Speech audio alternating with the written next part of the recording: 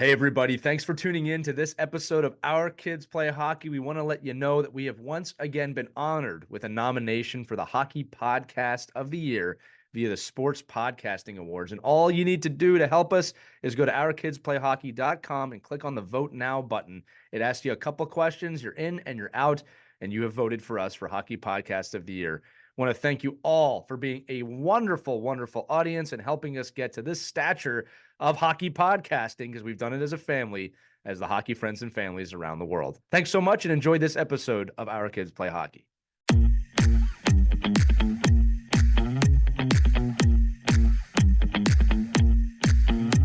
Hello, hockey friends and families around the world. Welcome to another exciting edition of Our Kids Play Hockey. We are coming to you somewhat live as we're recording this on a very snowy day in the northeast of America. Each one of us has to go shoveling or has shoveled already, but we're going to come together today to do our show. Our topic today, which should be no surprise as it's the end of the year when you're watching this, is valuable lessons to learn from a lost season, a topic we are borrowing from my friend Christy Casciano's book, My Kids Play Hockey, which was valuable lessons to learn during a losing season. So once again, I'm joined by Christy Casciano-Burns. That's Mike Benelli. I'm Lee Elias. We're going to jump right into it today. We know with everything that's going on in the world right now, you may have had a season. You may have had a season stop. Your season may have been canceled. Maybe you never had a season. The point is, every one of us in some way this year has lost hockey in a certain way. And what we wanted to talk about is kind of the looking forward, how to plan for the future when you've just lost a season. And a lot of things, and Christy, you wrote about this in the book. Losing can affect a lot of things. It can affect your positivity. It can affect your confidence. It can affect everything. It's, do I want to keep playing, right? Especially when everybody's down. So what we're hoping to do today with this show is give you some of the tools needed, or some of the tools that you can apply to yourself as, again, a coach, a player, or a parent. This applies to all three, that can help you maybe get out of a rut and move forward, because there are a lot of A, silver linings that come from a time like this. B, there are so many lessons that can be learned about adversity, accountability, reflecting, planning, that if they're not applied to your team, to yourself, even yourself as a parent right now, you may miss an opportunity, right? And I think all three of us on this show kind of live by that creed of, like, don't leave a rock unturned. You can learn from everything. I love that phrase, is I never lose. I win or I learn. I really believe in that. Some people think that's kind of cliche, but I really, really believe in that. You know, and my final note before we get into it is, when I wrote my book, Win, in the dedication at the end, I made sure, without naming anybody, I thanked every coach or teammate or person that I interacted with that I thought did a bad job, because they taught me how to do a good job. I was always very, very spongy with, I don't like the way that person's doing it. I'm not saying they're bad people. I'm just saying I don't like the way they did that.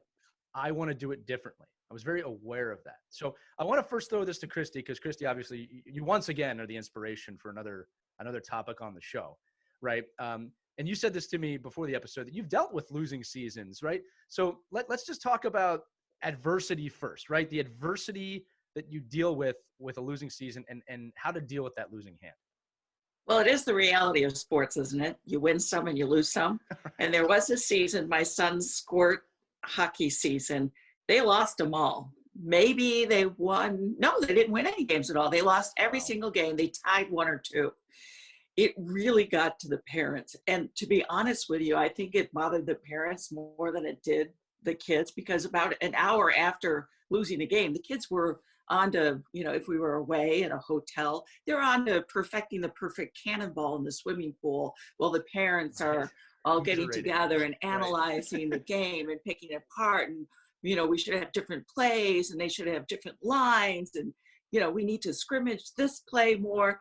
The kids didn't even care. Right. They moved on. So I think that, so take a lesson from your kids. Right. You really got to learn how to brush that off and move on to the next. And a credit to the coach, because he saw the team that he was dealing with. They were all younger players, very inexperienced, and we were going up against some pretty competitive teams. So he knew the reality. These kids weren't going to win, but they were going to win in other ways. They're going to win those smaller battles. Right. And he would make it more about, instead of winning the war, let's win that face-off. Let's see if we can work on how many shots can you take on the goal. They might not necessarily go in, right, but the more shots you take, the better the chances of something going in the net. So to his credit, he really kept those kids motivated. And after the loss, he would say, okay, lick your wounds. Now let's get down to business, right, and figure out how we can do better and what we need to work on. like And sounds like I a think true teacher. he was great. Yeah. I think his parents, I wish all of the parents could pick up on those lessons and not be so hard on the kids and make it all about winning and be so discouraged all the time that they weren't winning those victories. So yeah, there are a lot of lessons to be take away from a losing season, believe it or not. And I'm sure, Mike, you probably had a few of those in your years as well. Thanks a lot. Yeah, so I think not as a coach, but right. No, well, as a player, as a coach, you just listen. You can't. There's an old saying, right? Anybody can schedule a winning season.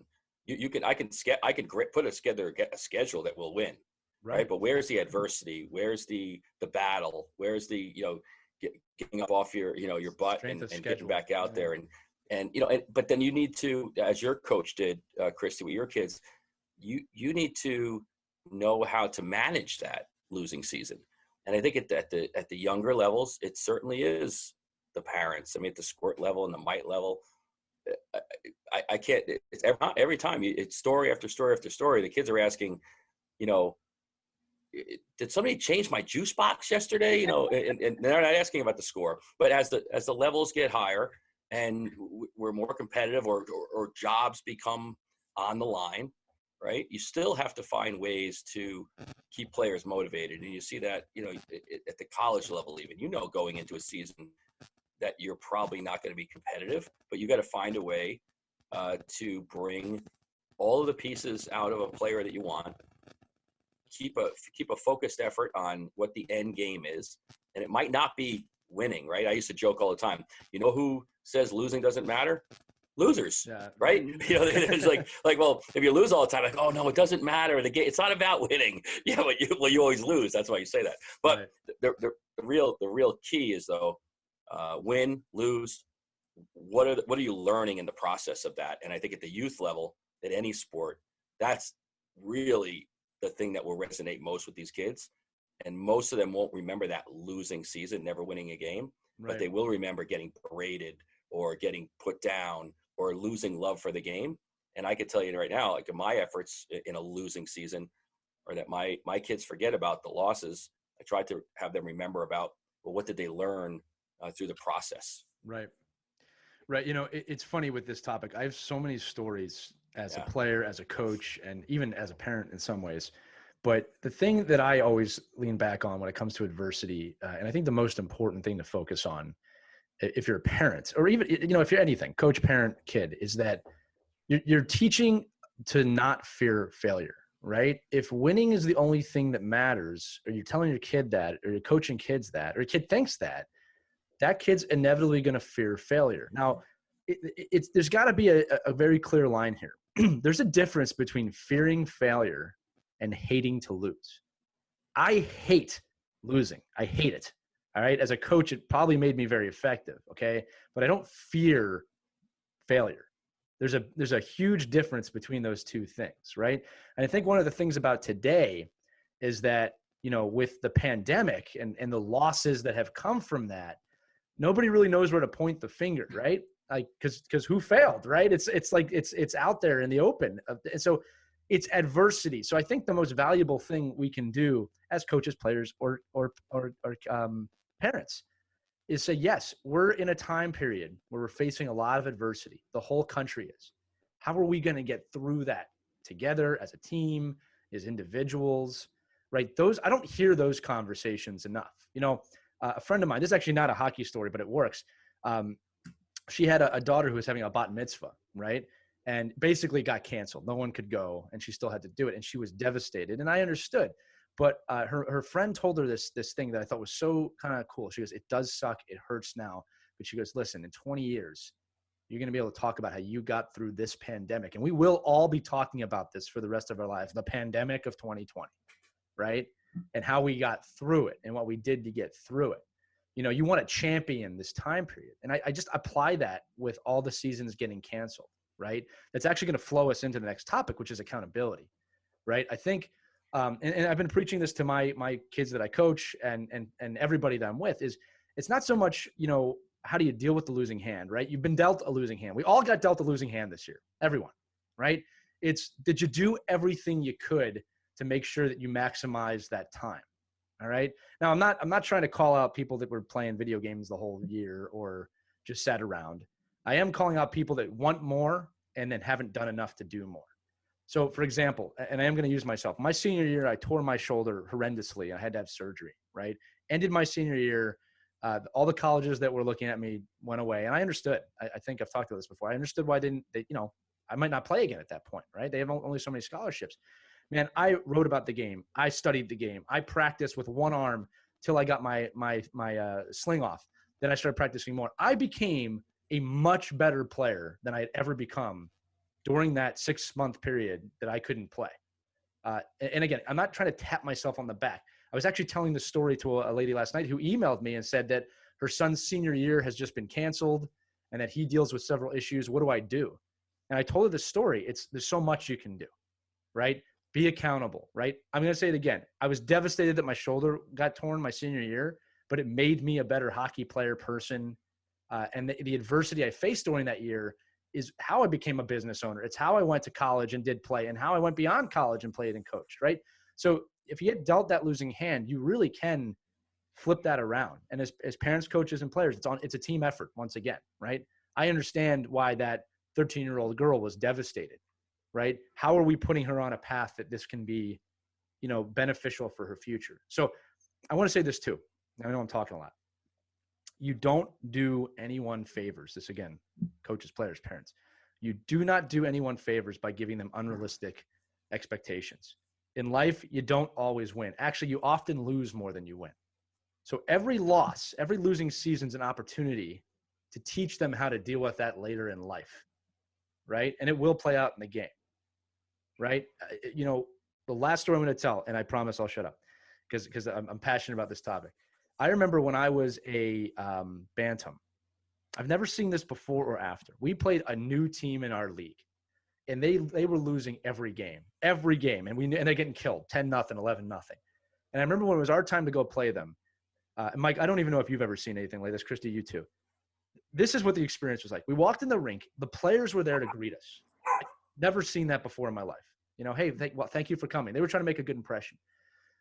Incredibly respectful players. No cursing, right? Well coached in terms of just being young men and women. And then after the game, they fed us. They brought lunch in and they fed us. And again, we killed them. It was 10-0. And we killed them. I was blown away. I'd never seen it. It had an effect on me, obviously, because I still remember this like many years later, I'll say. Right? They fed us. And I remember the captain shook all of our hands. And I remember leaving thinking, I've never seen anything quite like that. Their organization was teaching them to be adults in a complete losing situation. And it had such an effect that it had an effect on me. It had an effect on me. And my team won that year. I think we won the championship that year. I was blown away by what the opportunity that they took. They knew they weren't going to win a game, and they took the opportunity to make their team accountable under immense adversity. And you know what happened? We all ended up kind of rooting for that team. Like everybody wanted that team to win a game. You know what I mean? So anyway, except against Shea. I've never experienced that. I've never seen right. But I've never seen it before or after. Yeah, while we're sort of on the topic, on the flip side, if you are on a team like your team was, and you're crushing that other team, you're up 9-0. Then you're up 10-0. Parents, you don't need more cowbell. Right. Put the cowbells away, because I've been on the other side where the kids are getting crushed, and it hurts, and it's not fun to watch.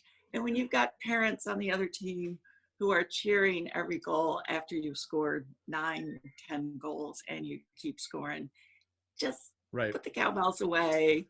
Be respectful. Coaches, let your kids work on their passing. You don't need to score anymore. Right. Be classy. Like that team was classy. They were losing all the time and they were classy. Yes. They're winning all the time. you also have to The definition of classy. classy. You know, Yeah.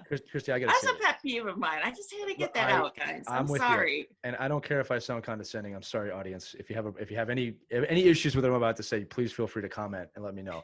I have never understood that at any point of my playing, parenting, or coaching time. I have never understood when a blowout is happening. Anyone, not just parents, anyone just continually demeaning or cheering or being obnoxious. What are you teaching your kid? Like, what are you teaching your kid if you're the parent doing that? Right. And yeah, you know, in terms of it hurting the kids, like I'll say this, like, again, we'd be hypocrites if we didn't say there's some adversity in that they have to deal with. That is part of life. Okay. But you're a grown adult. What are you doing? Like, I never got that. And again, Mike, I'm sure you've dealt with this the most, obviously, but just parents being obnoxious. Again, I don't want to blame parents because I've seen coaches do this too. Just like, yeah, 20-0. All right. Like, what are you doing? What are you doing? Mike, sorry, go ahead. Yeah, well, hey, you have to send a message. I mean, these kids shouldn't be in your league. If they're playing against you and they chose to play you, then you need to bury them and remind them that they should not be playing against your team. And Right. that's the message you need to send. That's the message. I think you'll, but it really does. How New York of you. Yeah, right. But it comes from the head down. So it really comes from a place where it's the people we watch the most, right? When you see college sports blowing teams out, when you see, right, again, maybe that's a different level. Maybe that's this message being sent. But I think at the youth level, we're all in a place where if I'm the head coach of a team, and again, if I'm put in a head coaching position, I was put there by people that knew me already. Right. So if that's who you are, and you're going back to Lee's story earlier, we just had this happen to us last year. We were in a tournament. The team that was hosting a tournament, it was a complete fundraising tournament. We shouldn't have been in their tournament, or they shouldn't have been, they shouldn't have allowed us in the tournament. We were too high a level. After the game, they come in, the captain comes in with the goalie. They handed out all the cupcakes, orange juice, thanked us for coming. And it did make our kids were flabbergasted at the point that the team was still, at a point where they were cordial, but they were great sportsmen. And it had nothing to do with winning and losing, because they would have done that if they would have beat us too. They were already prepared to do this because it was their tournament and it was their, fundraiser. But I think it really does come from a place where we have to make sure that our leaders, the parents, are leaders, right? In the stands, are leading players. They set the example, and it really does resonate from the coach on the bench. Right. And we have to do a good job of that, and knowing you could be losing by 10 goals or winning by 10 goals. There's a certain, and I always get that feedback that, well, and I'll get it from my parents and some of the other coaches. Well, we got beat last week 20-0. Why shouldn't we beat this team 20-0? I said, that. How does that have anything to do with us? Right. And you know what? And it is a fine line though, right, Lee and Christy, because you've probably seen this in games where the other team's winning is dominating so much, they start doing like a 5-pass rule, or they got to pass the puck 20 times. It's actually maybe more embarrassing, that you don't even get to touch the puck. So it is a hard thing. I think it's, but I think when hopefully you're not in that situation every single day or every game. So when it does arise, just be prepared how to handle it and how you're going to ask your kids to handle it. This is what I always tell my teams, right? When I coach, I say class and victory, class and defeat. There's just class all the time, right? And again, Mike, to your point as a coach, look, it can be insulting if you stop playing against a team, but it's all about how you handle that situation. Like I said, are you being classy about it, or are you guys going nuts when you score? I always said the only time it's okay to go nuts in a blowout is when the kid that has never scored a goal scores a goal. That's somewhat understandable. All right. Right, but that's tough. It's tough because most of the time when that happens, you put your 4 best players on the ice with that kid. Right. And it is a very it's a hard thing to to really. I'm just saying I've always gotten, whether I was on the winning or losing side, I always was somewhat understandable of, okay, I get that one. But here's the deal, because I can hear some parents agreeing with this and some parents shouting. I think that there is this misconception from some people, again, this is probably parents and coaches, that they have to learn how to deal with this toughness and me screaming and you go for the kill. You go for the kill. Look, the 3 of us are all very successful. and I'm not bragging. What I'm saying is that we all share common traits. The three of us on the show are very classy people. I'm kind of patting myself. I don't mean to, all right? But like our shared success is in, we are very graceful, all right? We try and have empathy for other people. We give back, all right? Every successful person I've ever met or I follow, there are certain traits. And I can tell you that these traits were not always go for the kill, all right? And if they did go for the kill in business, they did it in a classy way, if that makes sense, right? They weren't loud about it. So what I'm saying is a lot of these traits, I think people think that they need to teach their kids. It's being taught the wrong way. There's a way to teach how to go for the kill without being obnoxious about it. There's a way to teach losing and not thinking you failed, right? There's a lot of lessons that come from all of these topics that it's not about being obnoxious and the loudest person in the room and beating your chest, right? And again, the common theme between what we've all been talking about with some of these losing teams that we've played that have given us sandwiches, food, coffee, right, had major impacts on all of us and our kids and the other team and the losing team. A lesson that never went away from me. I think about, again, we do a lot of philanthropic work. I can tell you that team was probably one of the influences that made me see that for the first time. I had another hockey coach. I'll never forget this. I had another hockey coach when I was a teenager, 17, 16 years old. This man gave us everything. I mean, he really gave back. He would hold huge parties at his house. We never had to pay. He'd have huge fireworks. He was a very wealthy man, but you could see him giving to everyone. Man, that had a major effect on me. I remember thinking, I want to be able to do that. I want to be able to give back like that, right? He never rubbed in our face that he was wealthy. You never would have even really known it. I mean, outside the obvious, he never did that. He was always kind, right? He never ripped another team when we were beating them. And we won a lot on that team. Like his teams won, but we were not allowed to ever disrespect the team we were beating. Had a major effect on my life, all of it. So, again, that's actually kind of a cool transition because I'm reflecting on that right now. And the next part is reflection. So again, we're talking about losing seasons or a lost season, heavy adversity, dealing with heavy adversity and how to understand that you have to face that adversity, get over it, then being accountable. Are you doing everything that you can possibly do to learn and grow during this time with the hand you've been dealt? And then reflection. Okay. Now, especially with the pandemic or any losing season, it eventually will come to an end. Hopefully, eventually it will come to an end. All right. And I think it's very important with any situation where you've lost or even won that you take some time to just reflect, right? And look at your wins and losses, metaphorically. What could have done better? What were the wins? What did we do well, right? What did we fail at, right? Again, we're not fearing failure, right? Reflect on those things because then you can apply them to the next time. Now, to be fair, I we can all pray for this, but there probably won't be another major pandemic like this for a while. All right. It's a major learning moment for all of us that you can apply heavy lessons learned.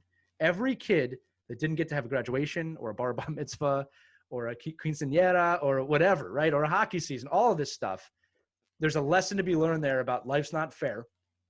Let's move past it. So I think it's so important to reflect. And Christy, I want to turn to you because and again, we're all very close with our kids, but you have a real special relationship with both of your kids when it comes to hockey.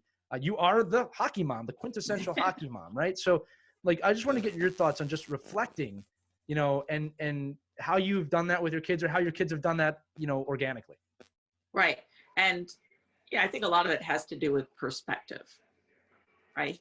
Right. Positive attitudes are really important, especially when you're facing adversity. Right. I'm really curious to see what's going to happen next because, and I shared this with you guys, my daughter plays college hockey. She was looking forward to the season starting in January. As of last week, we were planning on her leaving the day after Christmas to go back to school to pick up a hockey season in January in the New England states.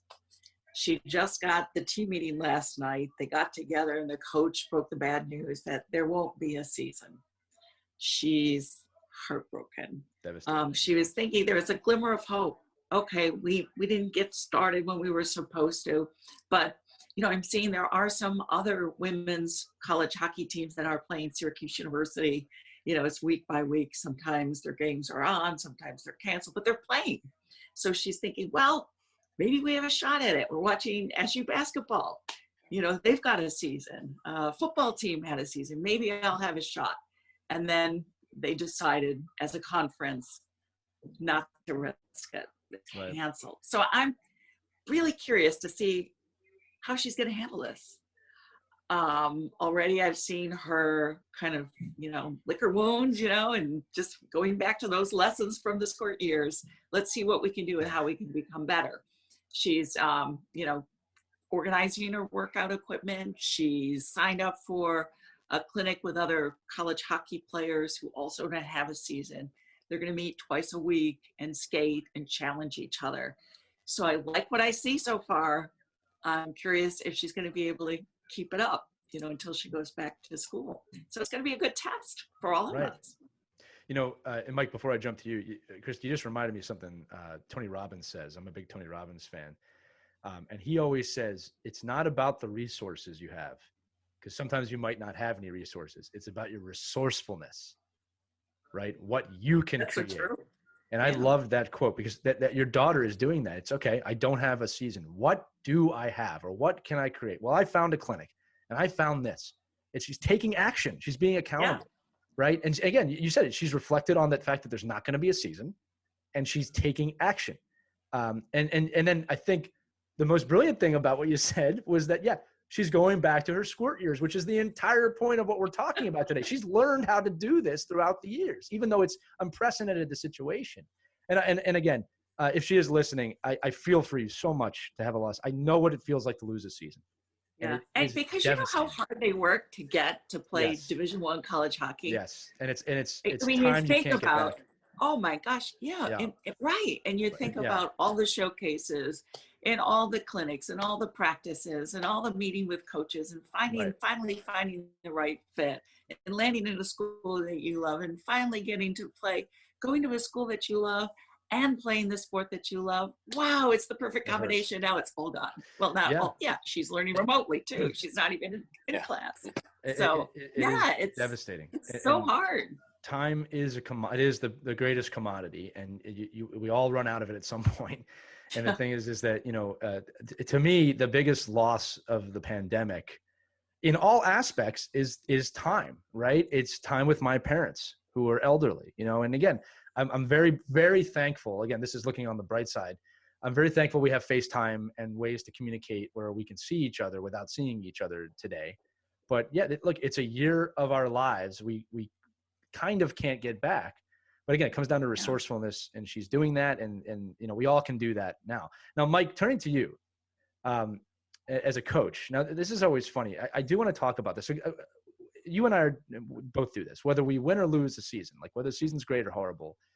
After the season, we take time to reflect. And I want to talk about this because I think that a lot of players and parents don't realize that coaches do this. When I was coaching pro, when the season would end, whether we won the championship or not, we would always take usually 2 weeks to not talk about hockey at all. Just get away, shut it down. We talk about the 24-hour rule with the game. Well, it takes 2 weeks after a season to kind of get it out of your system.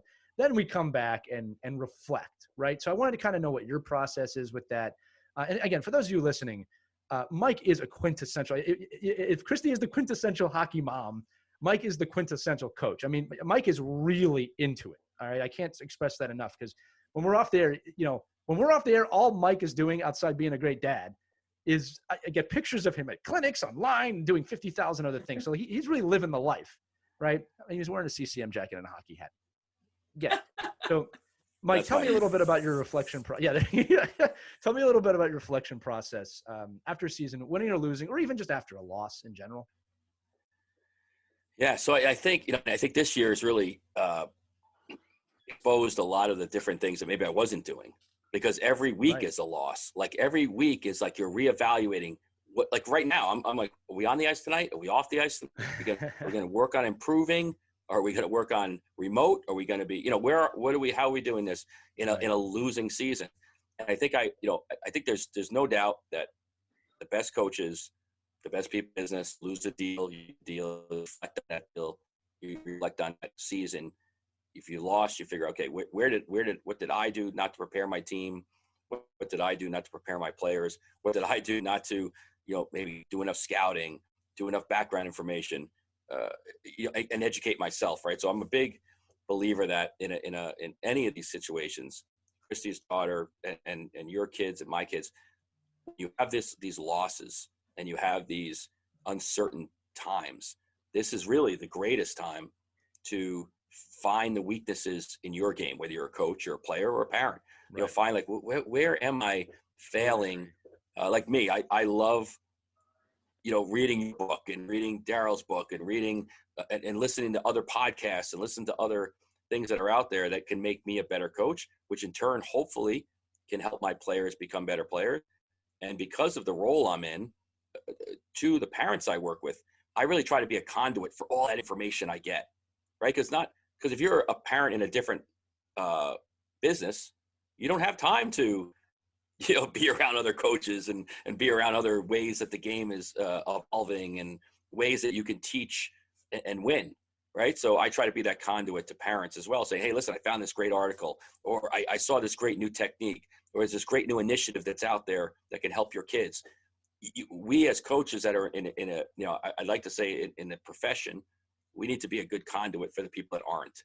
And it's a great way to say it. Certainly those reflections are evident more and more now every day. Usually you do like a season plan. Like we're doing a weekly plan. It's like, okay, this is a daily plan. Yeah. Like are we on? What are we doing tonight? And I'll get text messages all day. Are we on tonight? Are we off tonight? Is it Zoom tonight? Are we at the rink? Are we not at the rink? Are we allowed to come dressed? Can we not? Can we get dressed at the rink? It's you're evolving each minute of the day, and it really is. I actually like, other than a situation, but I do like the challenge. I like the fact that I can take the things we're doing now, because look at these kids. They're reinventing. They're finding out that, wow, I can work on stick handling and shooting at home. Like, I don't need mom making me go to a private instructor and have ice on. I can do these things, whether that's good or not for the private instructor.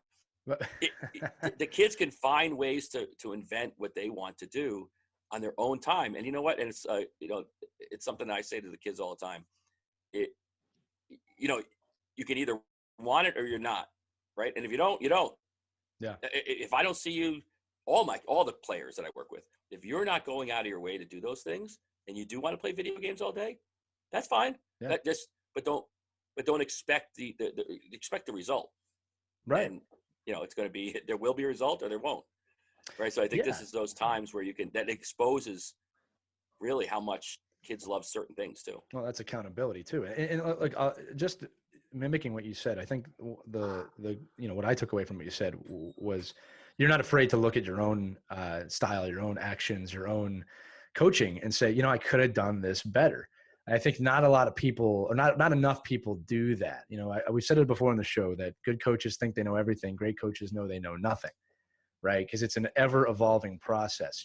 I'm constantly trying to become better. And again, we talked about like super high performing people.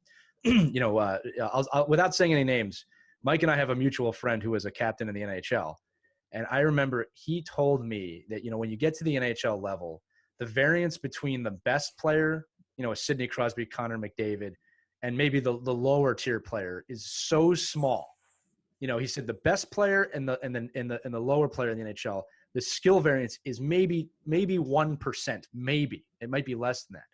And he was telling me about what he would do to get 0.5% better, what he would pay, what lengths he would go to, just because at that level, 0.5% is another $1 million contract. You know what I mean? Just what you eat, how you sleep. And what I learned from that was this person is relentless in his pursuit to find better ways to do anything that he does. At first, it was almost like, wow, that's intense. And then I started mimicking that person, and it really helped me. I started like, I can be this way. And with my coaching, my parenting, with everything I do, business. And it's like, just the relentless, that's how I say it, the relentless pursuit to be better.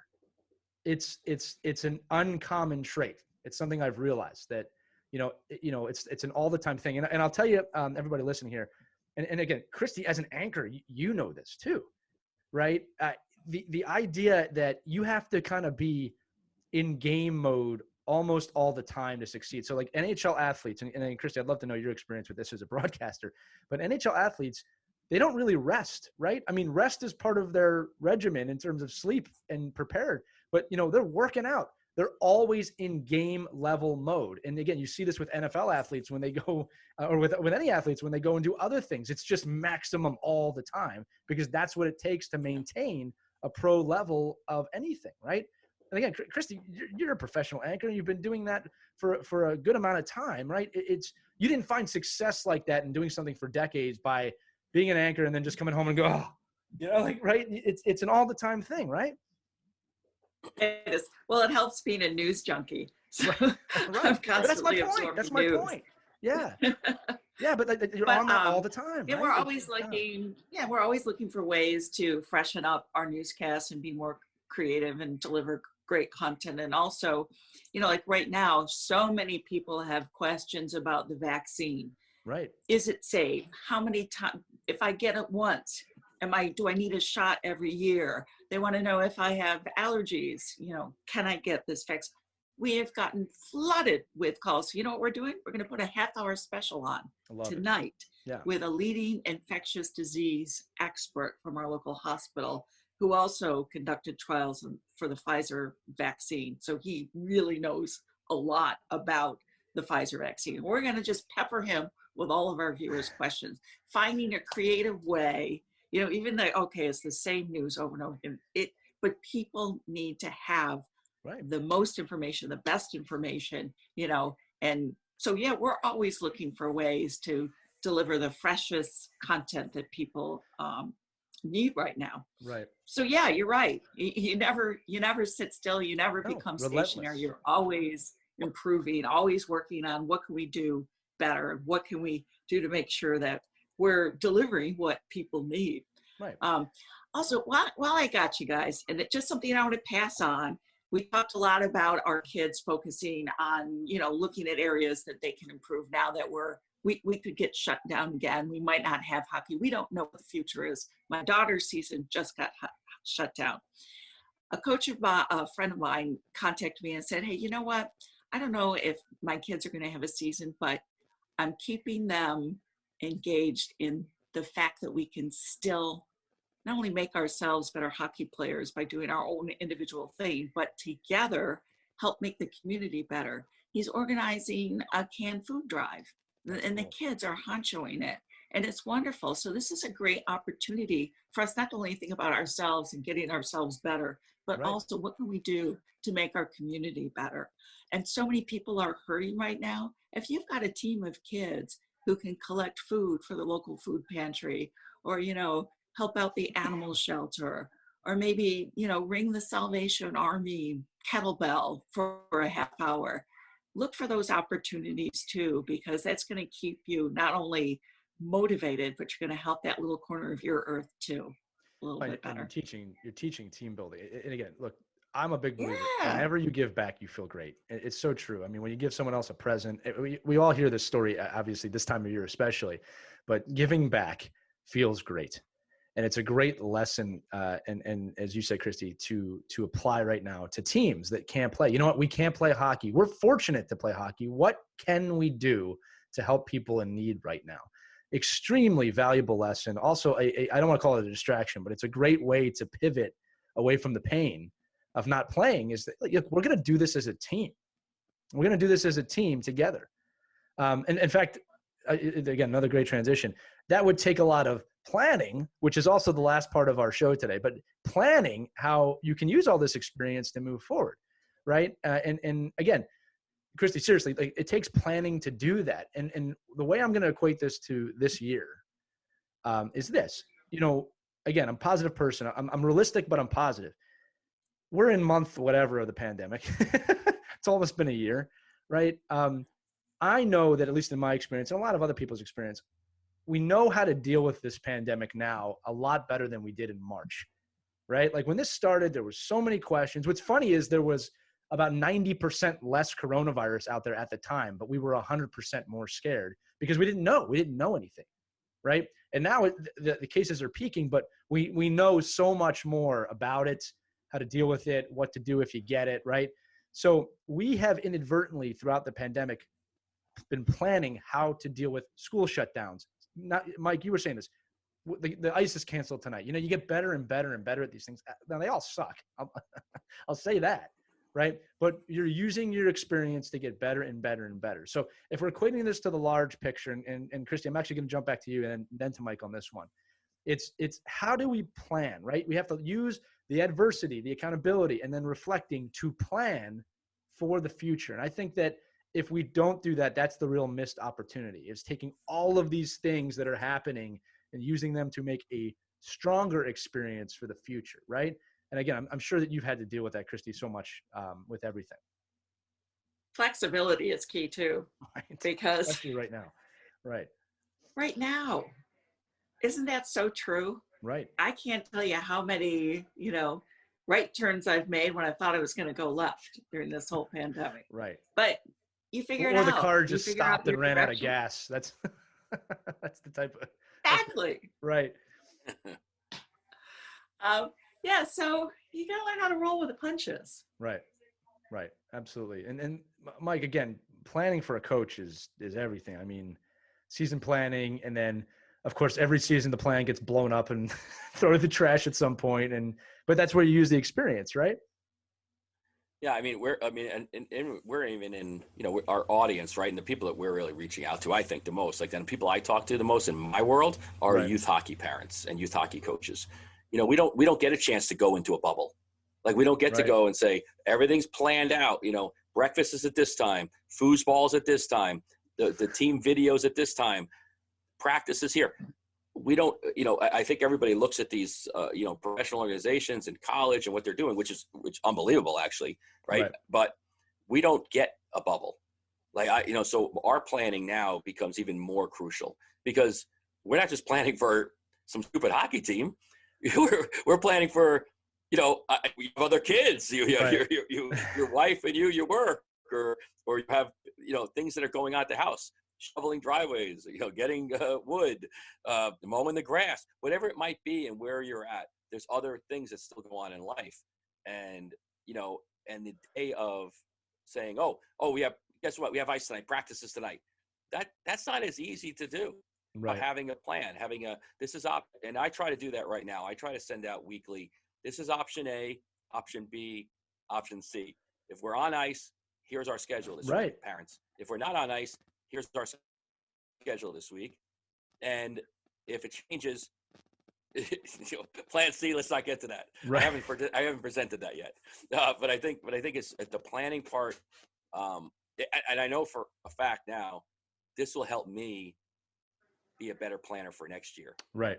And it's going to give me an opportunity to say, wow, I didn't really need all of that other stuff and then the whole monkey wrench of this whole thing is hockey is so weird.